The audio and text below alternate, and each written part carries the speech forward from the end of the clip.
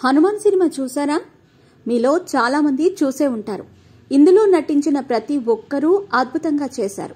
అలాగే హీరో అక్కగా నటించిన వరలక్ష్మి శరత్ కుమార్ కూడా ఉన్నంతలో అదరగొట్టేసింది.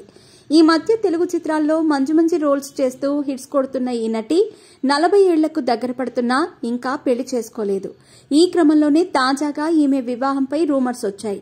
ఏకంగా ఓ స్టార్ హీరోతో 7 అడుగులు వేయనుందని మాట్లాడుకుంటున్నారు. వరలక్ష్మి ప్రముఖ తమిళ నటుడు శరత్ కుమార్ కూతురు. తండ్రిలానే ఇండస్ట్రీలోకి అడుగుపెట్టిన ఈమె తొలుత హీరోయిన్ గా అదృష్టాన్ని పరీక్షించుకుంది. కానీ పెద్దగా ప్రయోజనం లేకుండా పోయింది. దీంతో కొన్నాళ్ల తర్వాత క్యారెక్టర్ ఆర్టిస్ట్ గా మారింది. అప్పటి నుంచి ఈమె దశ తిరిగిపోయిందని చెప్పొచ్చు. తమిళంతో పాటు తెలుగులోనూ ప్రత్యేక పాత్రలు చేస్తూ చాలా గుర్తింపు తెచ్చుకుంటోంది. ఈమె గతంలో విశాల్తో ప్రేమలో ఉన్నట్టు పెళ్లి కూడా చేసుకుంటుందని రూమర్స్ వచ్చాయి.